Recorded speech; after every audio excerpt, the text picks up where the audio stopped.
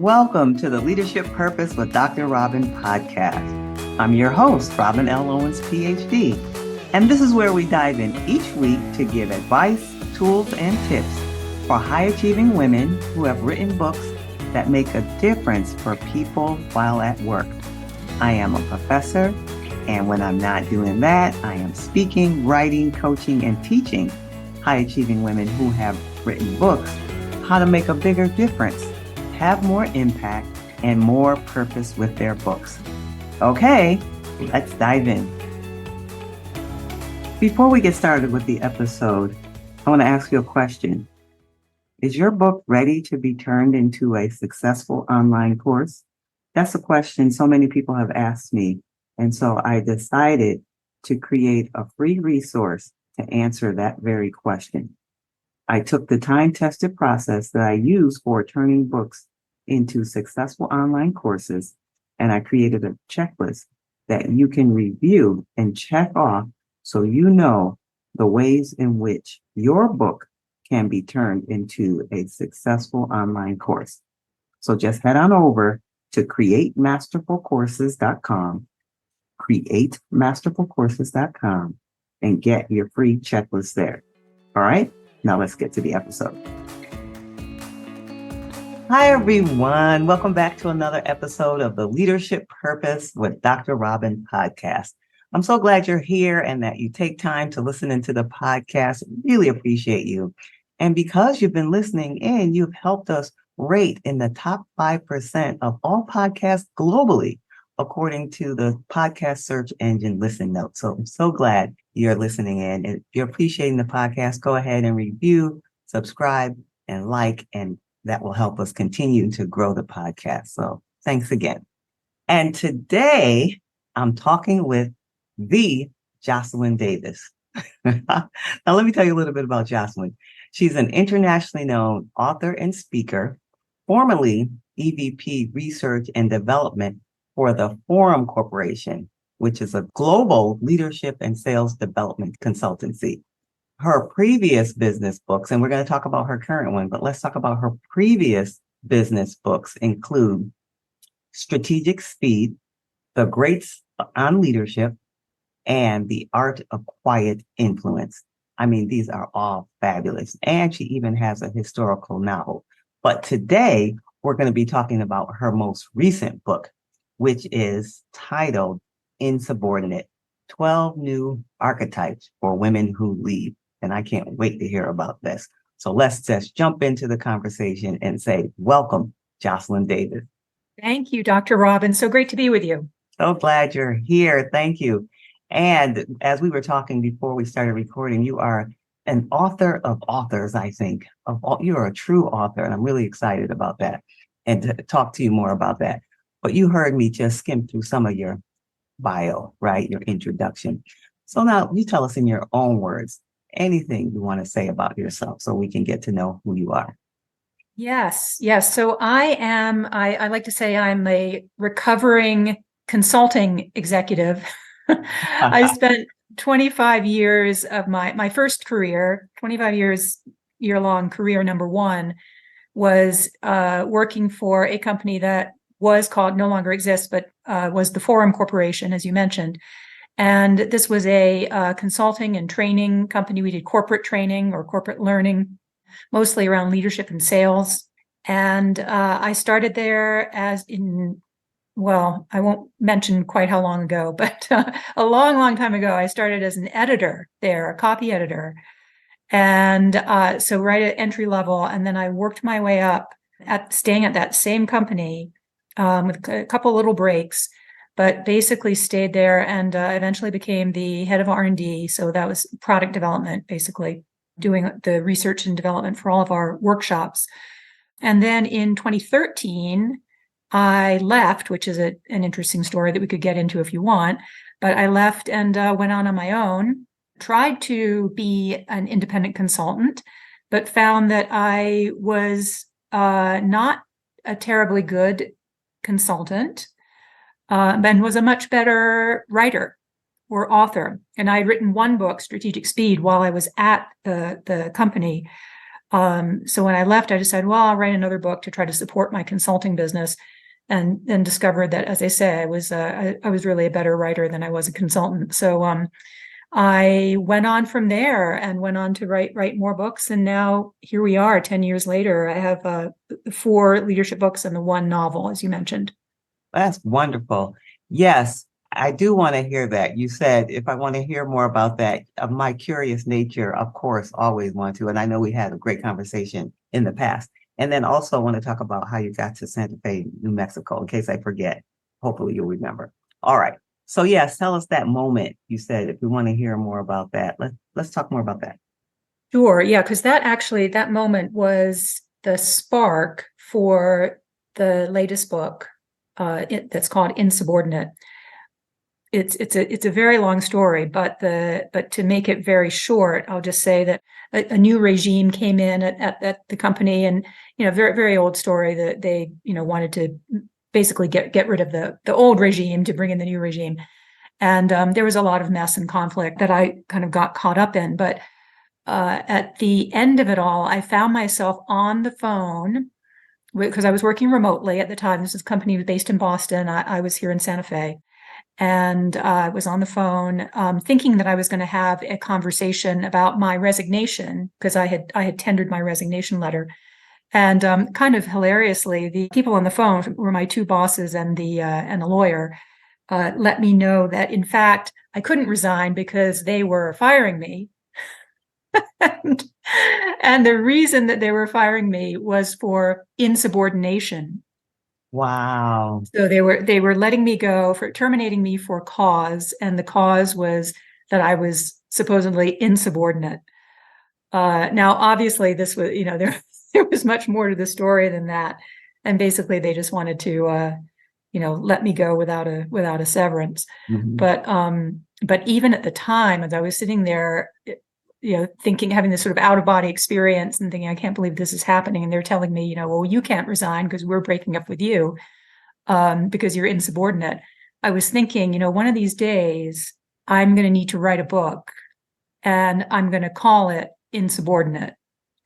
And So look, here we are. finally I did. Yeah, there were some other books along the way, but eventually I got around to, as I say, that was the spark for the whole idea for the book, which is about women's leadership archetypes and how we can kind of reclaim some of these negative stereotypes that have been applied to women over centuries, and how we can reclaim those to sort of find our own unique power and our unique way of being, our unique way of leading, and own that and step into that.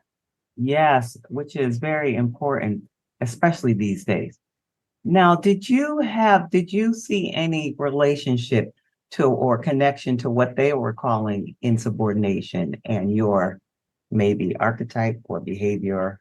Was there a relationship that you could recognize at that time? Yeah, you know what? That's a great question, because so the archetypes that I talk about in Insubordinate are things like the Amazon, the witch, the Empress, the Snow Queen, the empath. It's a group of archetypes. So these words or ideas that, as I say, have mostly been used in a pretty negative way. My sort of home archetype, and I don't, by the way, I don't believe that we need to be putting anybody in a box. So it's not like, oh, you are just this. We all have the capacity to move in and out of these many archetypes. But my home archetype, my comfort zone, if you will, is the Snow Queen. And the Snow Queen is somebody who's quite analytic, introverted, very, often kind of removed, and very cool-headed. So this can be a strength, obviously, for a leader, and was, one of my key strengths as a leader was, back in the day, was my ability to be sort of cool-headed and to float above the drama, and just keep an even keel and move forward no matter what no matter how hot things got. But in this case, my Snow Queen nature really didn't serve me all that well. I think partly because I hadn't really owned it or sort of acknowledged it fully. So I got into a fight basically with my boss, who accused me of never wanting to be wrong. He said, "Oh, what's with you, Jocelyn? Like, you can't. Does it ever occur to you that you might be wrong?" And that, being a snow queen does not like to be told that she's wrong, and doesn't like to be told that she doesn't like to be told that she's wrong. It's like, so when he said that, I really just got my back up, and I fired back. I was like, of course I know when I'm wrong, and but in this case I'm not wrong, and so I sort of went to the dark side, or the shadow side, as Jung would say, and really kind of spiraled up into this just conflict. Now, that said, there was a whole lot of history that leading up to that, so it wasn't just that moment. But looking back on it now, I can see how I almost wish I had written this book or had somebody had written this book before that, because one of my key points is that self-awareness of our favorite archetype, if you will, our leadership style, really helps when we can acknowledge sort of, this is who I am, and so therefore these are my strengths, and also these are some of the things I need to watch out for that can be triggers for me. And I would have done a lot better if I had kind of stayed in that cool-headed, somewhat detached Snow Queen mode that I did so well, and not let myself get kind of caught up in the anger and the drama. Yeah. And as old saying goes, 2020 hindsight, right? When emotions are triggered. Yeah. Mhm. And I'm imagining, I say this podcast is for high achieving women, and high achieving women who are accomplished in their work. They are professional or business owners or both, and very responsible at work, in their business, at home. People come to them for support wherever they are, asking them questions. And so I created the podcast for them because like, who supports them while they're supporting everyone else?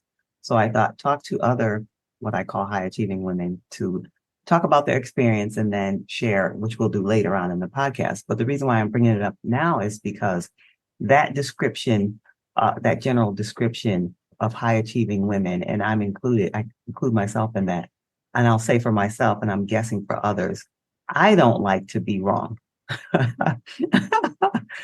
Because women who are, and people in my experience, myself and others, who are accustomed to succeeding in one area of life and work, or like getting A's in school, or like just don't like to be wrong because it's not that familiar with it. Right. And so it leads toward the tendency of perfectionism and all these other things. So that you say that and you have an archetype for that, it's suitable for the women who are listening, whether they are leaders of their own business, their own life, or in their careers. This would be a good book for them to have. So now, Leslie, you talked about that archetype. So it makes me think about some of the others. There's 12. So let's maybe hit some of your favorites. But let me talk about the one that I think people will be the most curious about, the witch. And you see the way I said it, the witch. The witch. Yes.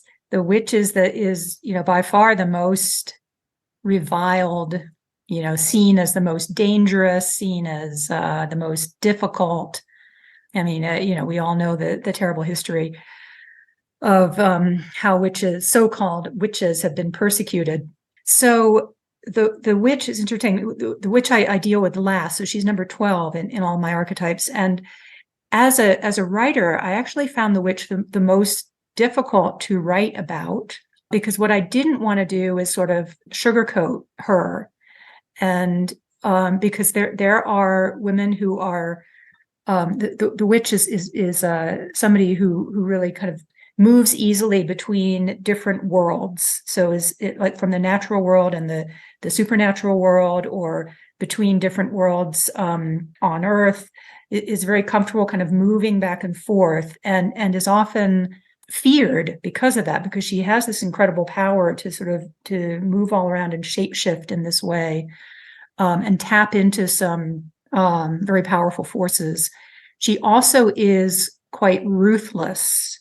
There are women who are witches who have a kind of willingness to do whatever is necessary without a lot of, sentimentality or emotion. So they're ruthless, but hopefully judiciously ruthless, as I say, not just, being mean or difficult for the sake of it. So the witch is not something you can really sugarcoat. The example that I use for the witch, because in the book I use legendary examples and then real life examples. So for the witch, the legendary example that I used is Medea from the Greek play. And Medea is, she is fierce, and she is not to be messed with. And she does some terrible things, but boy, she is somebody who in the end, the gods themselves in the play sort of acknowledge her tremendous power, and her rightness, actually, in terms of how she sort of stood up in the face of mistreatment. And then the present day or real life example that I use is actually my oldest friend from high school, who was and is a witch, and she would describe herself actually as a witch. Like she thinks of herself as somebody who, practices Wicca as the religion, and is a sort of a spell caster, somebody who is in touch with the supernatural. And but I tell some of her stories about just how she really was so unconventional, and at the same time so fiercely loyal as a friend, somebody who makes people very angry, but also who inspires real love and devotion. So yeah, so the witch, I think, was the toughest one for me to write about. I think the toughest one to understand, but it's an archetype that we would do well to honor, I think, in our world today. Yeah. And I imagine some of these overlap. Sure. Yeah. And all right, so that was the witch. And so it sounds like you talk about it in a way that we would consider quote unquote positive and quote unquote negative could be seen a blend. Is that correct? Mostly, yeah. I mean, I really try to bring out the positive in, and as I say, the witch is sort of the toughest one in a way, because she's just so, she's such a strong figure. But in all cases, I'm trying to say, how can we understand these archetypes better, look at their individual magic, if you will, each one of them, and how can we channel that for our own? Because again, my point is not that we all need to sit in our little box. I think we need to appreciate our comfort zone, our home archetype, but then we also, as women, I think we have tremendous range, much more than we give ourselves credit for. And so for me as Snow Queen, I have really benefited from being able to sort of watch and learn from these other women, from these other archetypes, and see how I can channel those in different situations as needed. So it's kind of like situational leadership on steroids is what this book is. Well, I love it. All right, let's just talk about one more. How about the queen? Oh, the Empress. Oh yeah, I'm looking at the list here. It says Snow Queen, and next to Snow Queen. Snow Queen. So that was that's you were talking about. That's me. Yes. Yes, okay, that's me. Let's talk about Empress then. Okay, so Empress. Yeah, the Empress is another interesting one. So the Empress is the woman who is actually probably what we think of as the stereotypical leader. So the woman who is most comfortable in a hierarchy, in a corporate hierarchy. So she, knows how to play the boys' game, is comfortable playing that game. The Empress, I think, is the woman who is often held up and pointed to as, what we as leaders, as women in leadership ought to be, or what we need to be. Sheryl Sandberg's book, Lean In, is really written from the perspective of the Empress. It's like, you got to lean in, try harder, climb that corporate ladder, be in charge, which is fantastic if that's you. And I write in the book about a woman at my former company who was an Empress, and she kicked ass. She was great. She was seen as bossy, but she was an Empress, and I have come to appreciate her style and her way. But again, I have the archetypes arranged in a wheel. And if you look right across the wheel from the Empress, you have in the other quadrant there, down at the bottom of the wheel, you've got like the mama bear, the amiga, the empath, the mesmerist. And these are women who are who lead in a much more, I guess you could call it soft. Some people would call it manipulative. These are not women who are straightforward, head on in your face. They are more behind the scenes, quiet, subtle, go with the flow in different ways. And I think it's really important to recognize that is also those are also valid and good ways to lead if that's you. Yeah. And so the concept, you talked about when you were going in to resign, but they had other plans for you. Well, I mean, what are the chances of that happening? And you even thought early during that time that you would write a book, or you were thinking about, I should write a book. How did you get to the point of like saying, okay, what's the premise? First, tell us the premise of the book. It sounds like the archetypes, but tell us the insubordinate connection with the archetypes for the premise of the book. So as I say, that word insubordinate was really, that was just kind of the spark. And I thought, boy, I've got to just, I've got to have a book that has that title, basically, because that would be really cool. But after writing the Strategic Speed, The Great Sound Leadership, The Art of Quiet Influence, so those are my first 3 leadership books. In each case, what I love to do is to bring in the historical perspective, the legends, the stories from the past, and stories in the present as well. So it's a very sort of storytelling method that I use always. So after writing those 3 books, I really wanted to write something about women. In The Great Sound Leadership really looked at Western, mostly, let's be honest, male leadership writers and thinkers. The Art of Quiet Influence looks at Eastern philosophy and literature and brings that to bear on questions of leadership. But it was all very men. So with this book, I really wanted to write about women. I wanted to bring in that, those great legends and stories of women who have been leaders, maybe not recognized as leaders, but were leaders. So I wanted to bring those together. And then I had this reaction to the whole lean in thing upon reading that book. I mean, it's a good book, but it also has irritated, I think, a lot of people, because it was really written from a wealthy white woman's perspective, a woman of privilege who can afford household help and all of that. And also a particular, an empress, a particular type of woman who wants to lead in a particular type of way. And that just doesn't speak to a lot of people. So I was sort of putting all of this together and then thinking about this word insubordinate and thinking about how women are naturally insubordinate. I think women want to be free. We don't do well typically in, we all have a problem with authority, I think, as women, and we want to do our own thing. And we also have a much wider range, as I say, than I think we often give ourselves credit for. So that idea of being insubordinate, but in a constructive way, a positive way, that pulls it all together for me. Yeah, that makes a lot of sense. Okay, so now that's the book. Now let's talk about your role as an author, because I started out saying you are a true author, right? Because that's your primary role these days, which I think is wonderful. So as an author, because again, the audience, people who are listening, they're doing lots of things and they've written a book and they also have that role of author. It might be in combination, but let's talk about that for a moment. And let's talk about this book, your most recent book, or if you want to talk about one of the previous ones, in terms of as an author, putting it out into the world. What has been your greatest joy in doing that? Yeah. So, this my greatest joy is writing. It is writing books.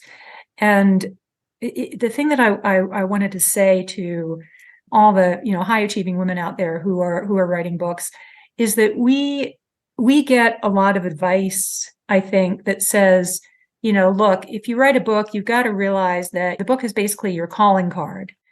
That's really what it is. And so really the reason why you've written a book is so that you can promote yourself, you can promote your other work, you can get work by means of this very expensive calling card. And for me, that's not the case. My purpose, and I think this is, I would like to make this more acceptable and have more people willing to stand up and say this. My purpose is to write books and get my message out into the world via the books. So do I also speak? Do I also, still do a little bit of coaching and so on? Yes, sure. But I think that there is I think it constrains us sometimes as women, especially because nobody quite believes that women are allowed to just be thought leaders, to just be authors and just be, sort of writing very entertaining and intelligent things in books. It's like, oh no, well, you must be a coach and you must be a speaker and you must be a consultant and you must really want to just make an impact in the world. And I can't tell you the number of times people have said to me, so what's your purpose? And I say, well, I want to write books and I want to sell a lot of them and have a lot of readers. And they say, oh, no. Surely that's not your purpose. Surely your purpose is that you want to make a difference. And you want to have an impact in the world. And I'm like, yeah, sure. Yes, I want to have an impact in the world. And the way I want to have an impact is by writing books, period. Now, here's the thing. I am very fortunate in that I'm essentially retired. So I don't need to earn money at this point. And if you want to earn money, then being an author is not the way to do it. So it's absolutely necessary if even if you do want to be an author and you need to earn money, then you need to have a day job, basically. And your day job is, will very likely be, being a consultant or a coach or something of that nature, or it might be maybe you work a 9-to-5 job. I think that just as it's seen as completely normal for actors and musicians and people in the arts to have a day job, but then for their passion to be their art or their work as a actor or an artist or whatever, I think it needs to be acceptable if this is what you want, for women to be able to say, yeah, I am an author, I am a writer, this is what I love, and this is how I'm going to make a difference in the world.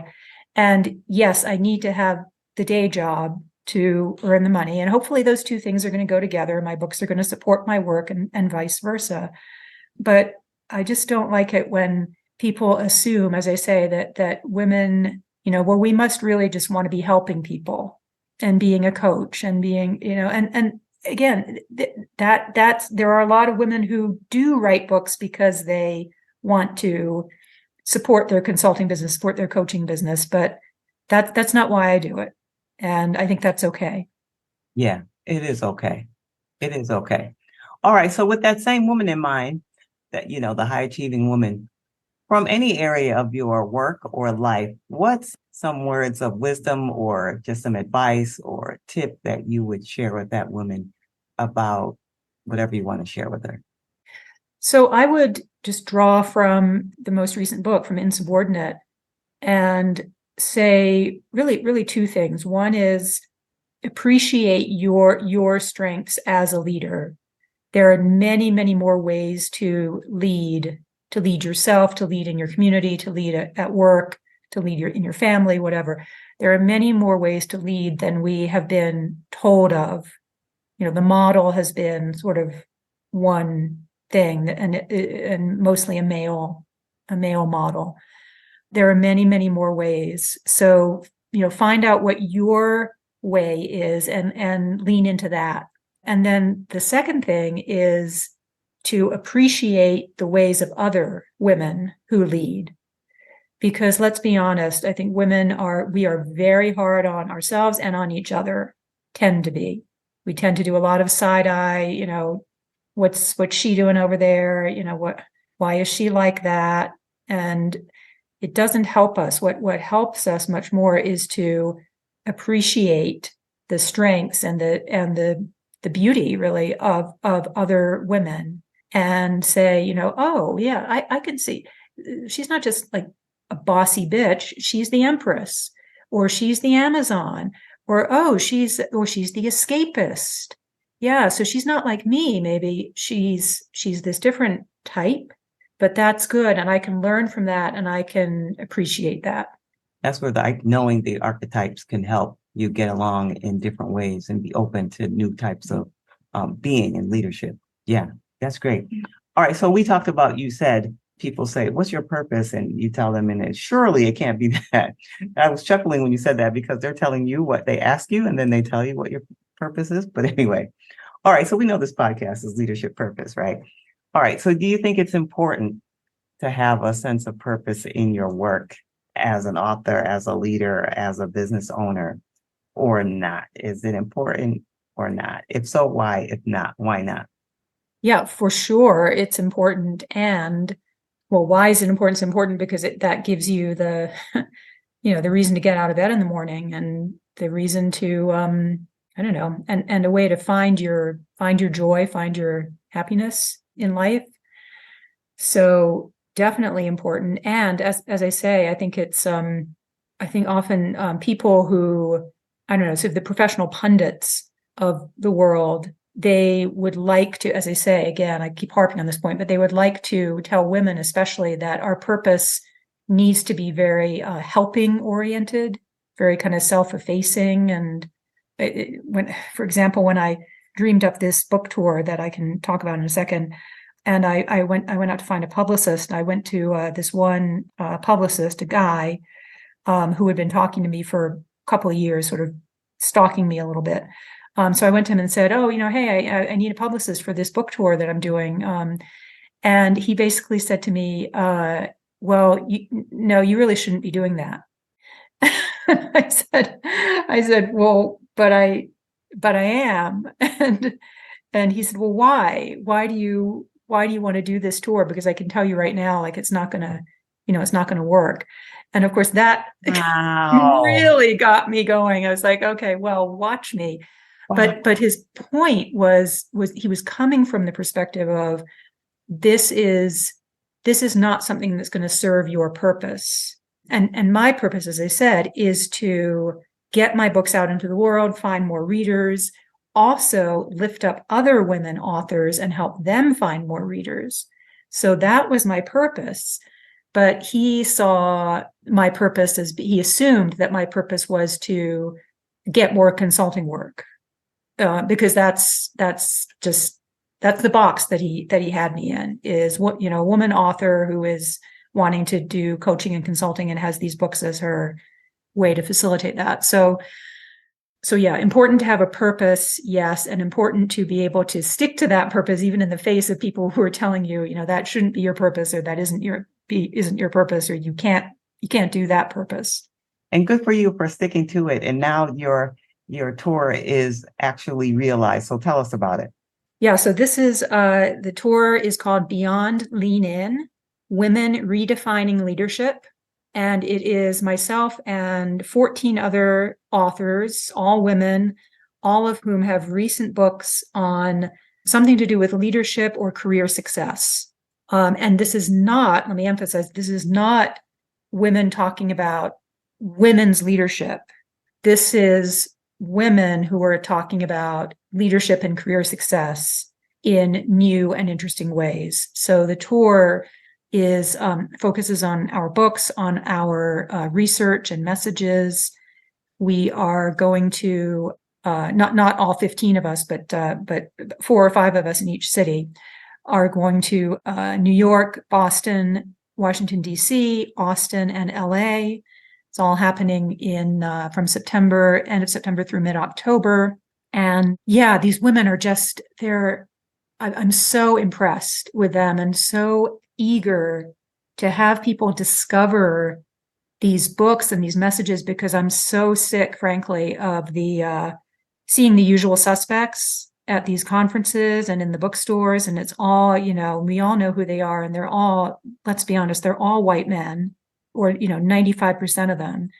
And, the women and the people of color and the, other groups just do not get in this particular space, this sort of leadership and career success space. They do not get nearly the attention that they deserve. So I would love people to come out to this tour and discover these women, discover these books.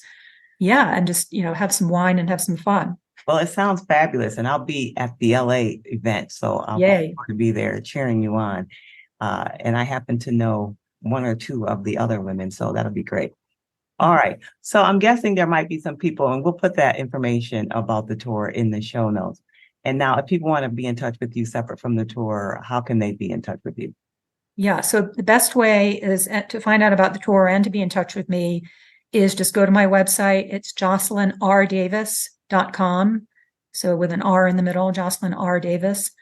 And that you'll see my contact information. You can learn about my books. You can send me messages. I love to hear from readers. And you can learn about the tour and everything. Okay, that sounds fabulous. Jocelyn, thank you so much for taking time out of your busy day, work, and life and sharing your wisdom and about your book and your many books and the inspiration behind them. Really appreciate you for being here. So thank you for that. Great to be with you, Robin. Thanks so much. Glad to have you. Okay, everyone. And if you want to be in touch with me, I would love if you can just head on over to LinkedIn. I'm on all social media, but I primarily hang out on LinkedIn. So if you go over and send me a message, ask me a question, or tell me what you appreciate about the podcast, I'd love to hear from you. And if you happen to be an author who has written a book and you want to spread your message beyond the book, whether it is to support your consultancy or to share your message and just reach more people, I can help you turn your book into a course to help you do just that. So reach me on my website, createmasterfulcourses.com, createmasterfulcourses.com, and we'll get you on your way. And in the meantime, this is Dr. Robin. Thank you for tuning into this episode of the Leadership Purpose with Dr. Robin podcast. If you enjoyed it, head on over and rate and subscribe so you never miss an episode. New episodes drop every week, and I can't wait to hang out with you again soon. Meanwhile, this is Dr. Robin signing off. See you next time.